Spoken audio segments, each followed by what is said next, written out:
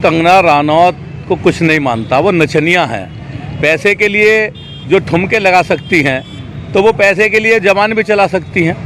नए नए वही मैं देखता हूँ उनके किरदार, किसी में पैसे के लिए बहन बन जाती हैं, किसी जो है नाटक में जो है वो पैसे के लिए पत्नी बन जाती हैं। वो तो एक नाटक खोर है, उनकी औकात नहीं है, वो तो केवल पैसे पे ठुमका लगाने वाली हैं और वो एक नचनिया के तौर पे हम उन्हें देखते हैं। उससे हम कुछ नहीं मानते, ना उनकी हम बात पर कभी गौर देते हैं, ना हम कभी सुनते हैं उन्हें।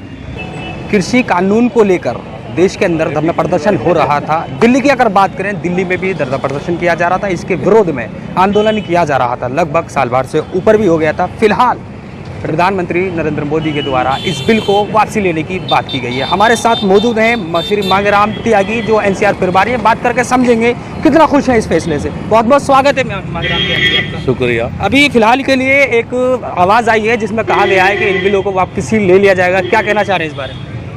हाँ, देश की सरकार ने ये घोषणा की है आज सुबह ही कि ये तीनों जो कृषि बिल हैं इन्हें वापस ले लिया जाएगा। तो मेरा मानना है कि ये देश के किसान की एक बहुत बड़ी जीत है और सबसे पहले ये बड़ी जीत उन किसानों की है जिन 812 लोगों ने अपनी जान कुर्बान कर दी सड़कों पर। वो गर्मी से लड़े, सर्दी से लड़े, बरसात से लड़े, आंदोलन से लड़े और जो उनके ऊपर गंदे गंदे आरोप भी लगाए गए उनसे भी लड़े और उनसे लड़ते लड़ते उन्होंने अपनी जान दे दी। आज 812 लोगों की जान जाने के बाद, एक वर्ष का लगभग आंदोलन चलने के बाद आज ये किसानों की बड़ी जीत हुई है।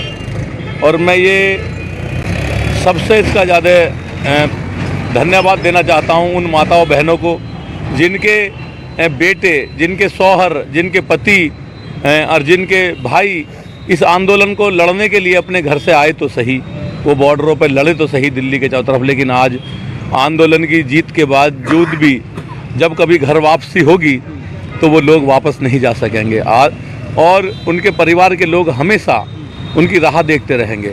मैं धन्यवाद देना चाहता हूँ उन सब लोगों को जिन लोगों ने अपने परिजन लड़ने के लिए आंदोलन में भेजे और वो कभी वापस नहीं लौटेंगे।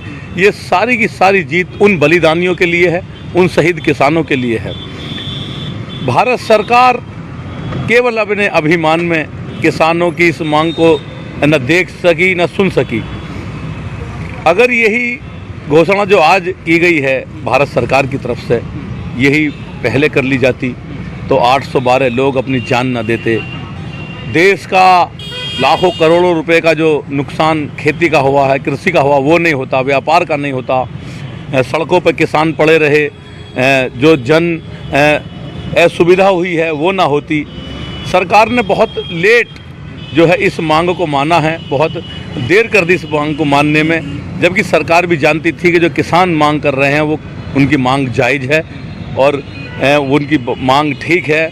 ये तीनों कृषि कानून जो बनाए गए हैं, रात के अंधेरे में बनाए गए हैं, थोपे गए हैं किसानों के ऊपर, अगर वो इन्हें शुरू में ही मान जाती तो आज इतना बड़ा नुकसान होने के बावजूद ये उन्हें वापस न लेने पड़ते। ये जो अभी एक नारा है बहुत मशहूर हुआ था, आपको भी मालूम होगा, बिल वापसी तो घर वापसी, क्या लगता है सभी वापस हो जाएंगे अब या फिर अभी वेट करेंगे? क्योंकि राकेश टिकैत जी का कहना है साफ तौर पर कि अभी जिस तरीके से सांसद में पास हुआ था उसी तरीके से उसमें रद्द होना चाहिए, तभी हम अब घर वापसी करेंगे। बिल्कुल, जो आप कह रहे हैं ये बिल्कुल ठीक है।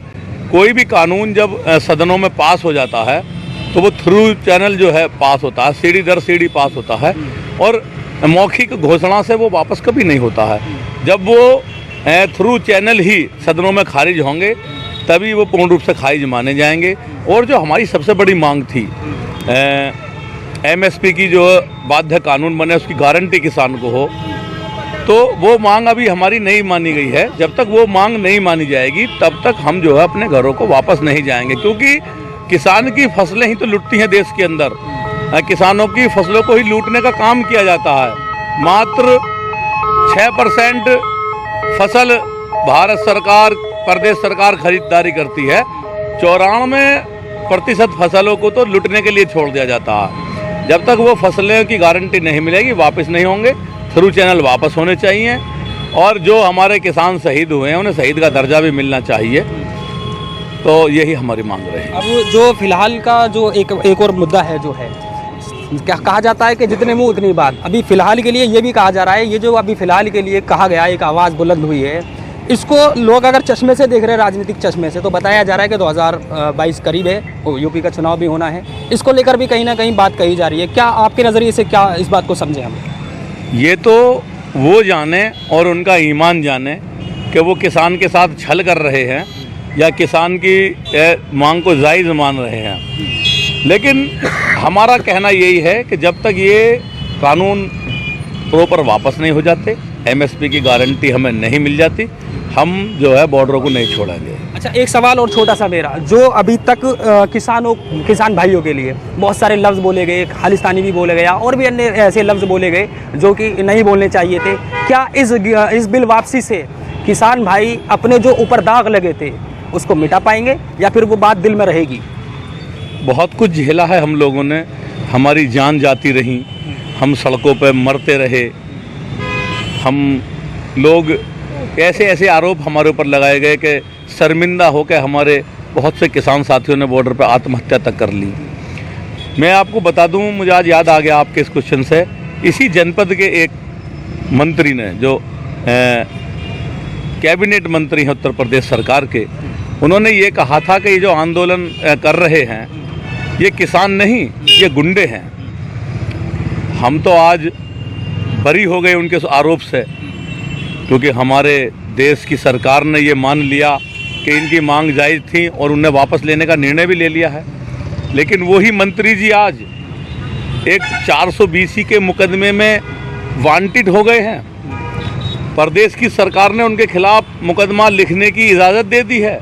वही एमपी एमएलए कोर्ट में आज हाजिरी दे रहे हैं, उसमें जो है प्रस्तुत हो रहे हैं। तो हम लोग तो पाक साक सिद्ध हो गए, लेकिन शायद भगवान जाने मंत्री जी अपने मुकदमे से बरी होंगे या वो सजा पाएंगे।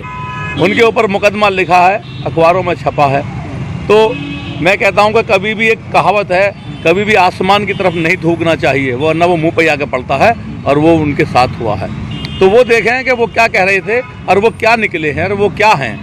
हम तो आज ठीक है, हम तो मिठाई बांट रहे हैं, चौराहे पर किसानों ने जो है आतिशबाजी भी की है और किसान भी खुश है।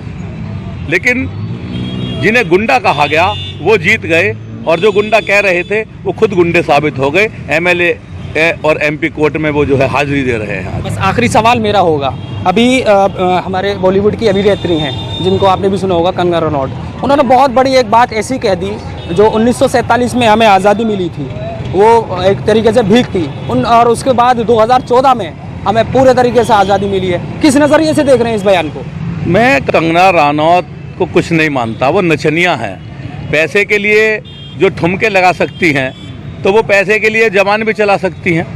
नए नए वही मैं देखता हूँ उनके किरदार, किसी में पैसे के लिए बहन बन जाती हैं, किसी जो है नाटक में जो है वो पैसे के लिए पत्नी बन जाती हैं। वो तो एक नाटकखोर है, उन्हें जो है किस तरह की बात करनी चाहिए वो क्या जाने बात करना।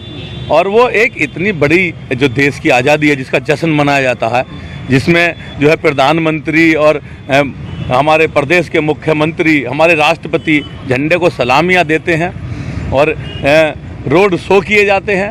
गणतंत्र दिवस पे जो है आप देखते हैं, और 26 जनवरी के दिन कार्यक्रम लाल किले पर करे जाते हैं।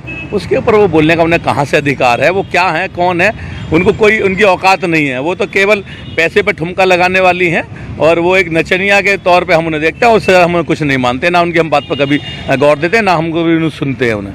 बहुत बहुत धन्यवाद हमें टाइम देने के लिए। ये थे मांगेराम तियागी, जो कि एनसीआर प्रभारी हैं। उन्होंने साफ तौर पर हमें बताया है कृषि कानून को लेकर, और साफ तौर पर कहना है जो राकेश टिकैत ने कहा है बिल्कुल सही कहा है। उनका कहना है कि जिस तरीके से पूरे तरीके से इसको संसद के अंदर पूरे तरीके से इसको रद्द नहीं किया जाएगा, तब तक हम बिल को वापसी नहीं मानेंगे।